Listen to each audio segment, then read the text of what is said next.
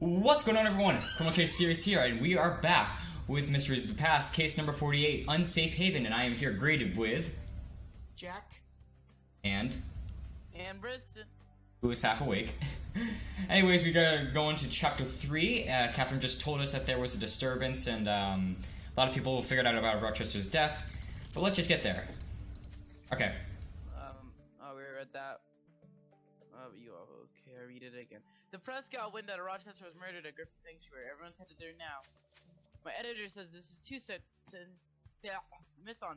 The asylum's refusing to let them in. It's only a matter of time before they sneak past security. Botheration. As if dealing with murderers and the insane weren't enough, now we have the press meddling as well. You're right, Ken. Better go back to Patricia's hideaway before one of the journalists finds it. Whoa! I like Ooh. Oh, it's Viola drawing a devil. Okay. What is that? It's a thought.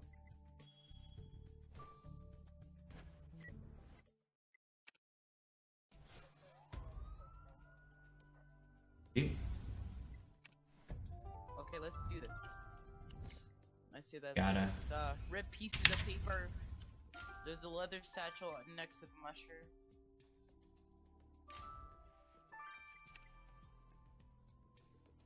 Apple core was like right in front of the ripped pieces of paper.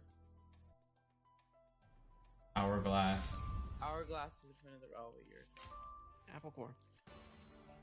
Alright. Oh, you didn't even get the star for that. Well. Can't all be perfect. Ken, thank goodness we got here before any reporters could force their way in. What did you find? There was a lock in that leather satchel. Somebody must have really wanted to keep its contents secret, but you'll make short work of opening it. And restoring that torn paper will surely prove instructive too. Again, time is not on our side, but we must solve Patricia Rochester's murder before the press starts to publish their speculations. Let us proceed. We'll probably have 3. Horatio has to have like at least 1, but not all. Yeah, I think he'll have 3, actually. Oh. Seems like that case. Then there's Sylvia, who we already know. There's Clarence. Okay, 5, 7. 5, 7, 5. 7. 7, 5, 4, 5, 7. Thank you. Okay. 4, 5, 7, 2, 4. Jesus, these are too difficult. Alrighty. Kane, you got that satchel open. Let's see what's inside. This folder belonged to her victim. She even wrote "Keep Out" on the cover. Patricia must have really wanted to protect these papers. Even if her mind was troubled, who's to say she didn't stumble upon something important? You're right, Kane. Everything will make more sense once Evie's sifted through these documents. Yo, Viola must be a really good drawer. She can draw that. I can barely draw a stick figure, so... True.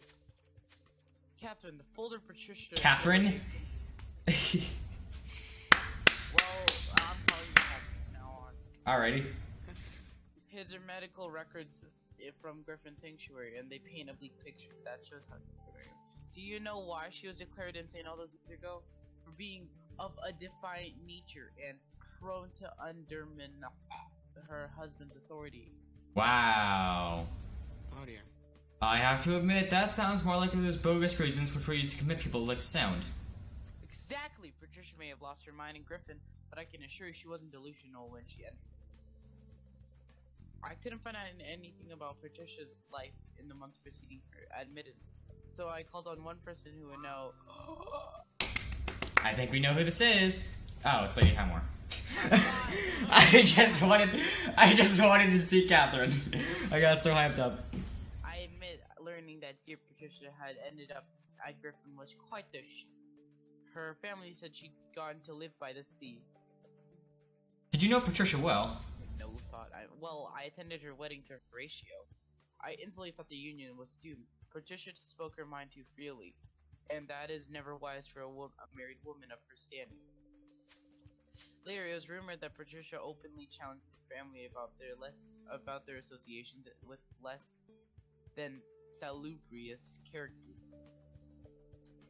And you know the Rochester secret agents, they don't take kindly to dissenters. Frankly, I wasn't surprised by her departure from the social scene. So Horatio got rid of his dissenting wife by locking her up in an insane asylum. Even for him, this is despicable. Kian, let us confront him. He'll probably have... First, we're gonna find out about right hand and the forge, then the... Let's get this first. It's probably about the, Gregory and stuff. Oh. The Concordian Gazette. She writes a Wall Street Journal. Catherine! Look, Kian, this copy of the Concordia Gazette is so old the front page is completely faded. I know you won't let that deeder deeder you through. Let us recover that faded text. Watt's family goes into debt and dies. I like how a lot of people ask, like, why I stutter so much. 2 reasons. One, I'm not good with reading things most of the time. With the first time through, I'm not exactly the best at reading them out. And second, it's, 5 a.m. for me right now? I'm not pixel perfect. These sort of things.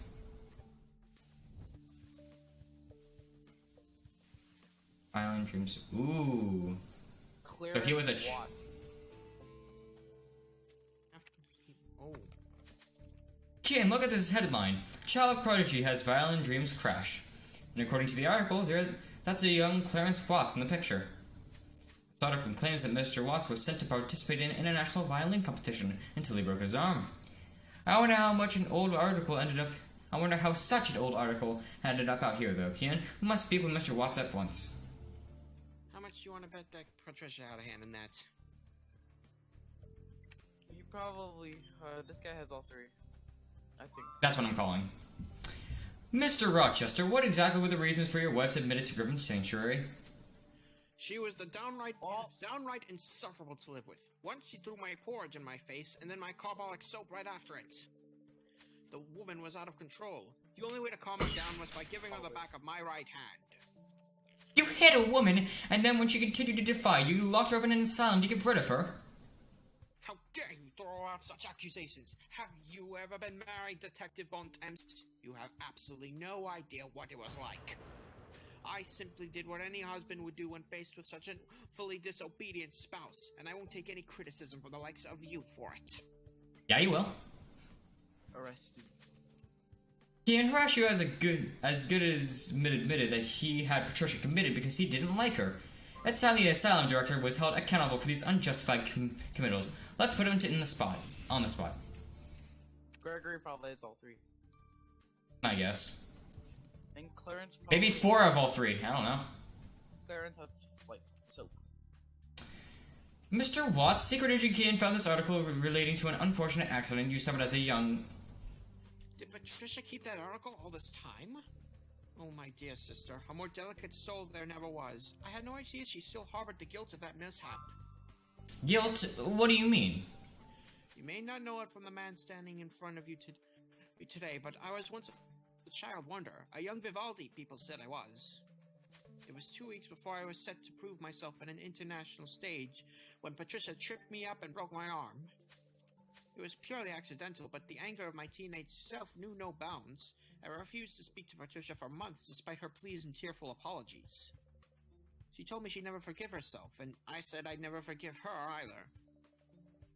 Family quarrels do indeed have a nasty tendency to linger, Mr. Watts.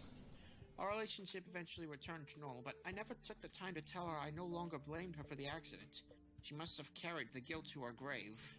Ooh, that is saddening. Bed. I mean, yeah. Alright. Gregory Stravinsky. Secret Agent Kian, you're here again. Have you seen my carbolic soap? Hygiene is very important here, and I won't eat my porridge with dirty hands. Oh wow, that's surprising you have 2 of them right off the bat.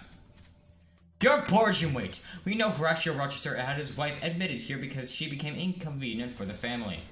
This is the 2nd time we found proof that you admitted someone of sound mind. Are you still going to claim ignorance? Patricia wasn't insane when she got here. I had no idea, I swear. How could you have not known? Does no one examine these people before they are admitted? Look, Secret Agent Kian, How many of your criminals profess to be guilty? They don't all plead rage, deny their guilt, and insist they're innocent. Our patients are the same, but we'd be unwise to believe them, would we not? Patricia was no different. She was a textbook lunatic. I can say this with my hand on my heart. Believe us, the time will come when you have to face up to your role in all this, Director, and the fact that you're right-handed has just earned you a prime spot on our suspect list. Oh, I don't like that guy. I hope we get to kick his ass and throw him in jail. Key in our investigation so far has unearthed some disturbing facts. Even though the asylum clearly broke her spirit in the end, it appears Patricia is as sane as you or me when she first admitted to Griffin. Horatio outright rebuffed our accusations that he had her committed solely because she had become an inconvenience for the family, while the asylum director, Gregory Stravinsky, is still firmly proclaiming his innocence. There's no end to this slippery characters, but if we're here to discover who actually killed Patricia Rochester, we require hard proof. The best place to find that is at the scene of the crime. Let us away, Kian. Let us away, I shall. I don't think so. So it's down to Horatio, Gregory, and Sylvia.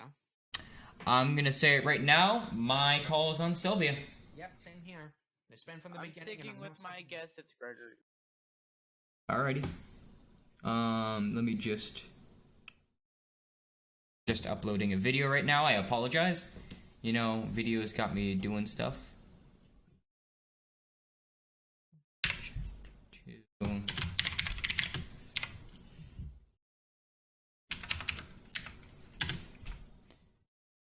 Okay, dude. We got bamboozled. Okay.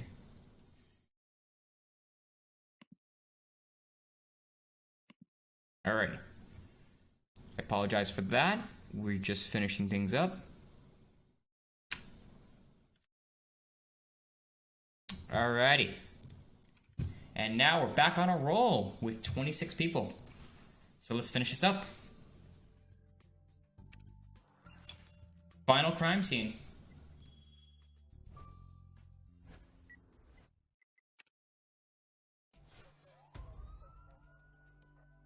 So close, but yet so. Oh, the bunny's back. Handkerchief. Horatio's. Bell. Box of bullets. Holy shit. Box of bullets. Oh, no. No, That's... right. They look the same. Aha. Now you're gonna have to go back to get another star. That's not too much work. I'll live. Kian, that handkerchief is soaked through with blood. I agree, the killer must have used this handkerchief to wipe their hands clean after they checked for Patricia's pulse. It's a long shot, but with any luck, collecting a sample from the handkerchief will give us something more than just Patricia's blood. And these bullets are for a Besson .32 revolver, the exact type of gun our killer used, you're right. Searching through them may give us the vital clue we need. Kian, we're hot on the trail for whoever committed this heinous crime. Let us see how they pay for their wrongdoing. Kinda wanted to be Sylvia so I can think before I go. It kind of seems like they're kind of throwing it at, not Patricia, Sylvia. But, if it's not, I'll be happy.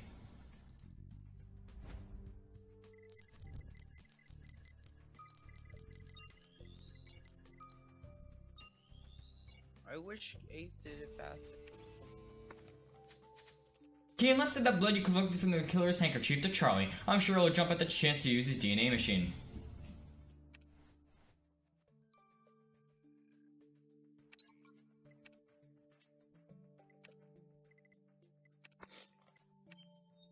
One more. Oh. I don't... Oh, these are in pairs? Why? Okay, that's something. Piece of metal. Well, Kane, you've certainly found something among the killer's bullets. The only problem is that I have no idea what the thing is. But if it's anything to do with weapons, Rose will know. Let us send this bizarre object to her. Let's go. Were you saying something? No. I thought it was gonna be... Okay. Okay, I get to read. Oh wait, must I didn't. say, Oh wow, I clicked the wrong button. Killer wears a name tag, by the way. The killer wears a name tag. Well, Oh, wait, I'm gonna Why say don't my we do gift that again? Why don't we do that again so Yeah, Bristol well, can yeah. later? all right. I apologize. We will do that again. But let me just separate this.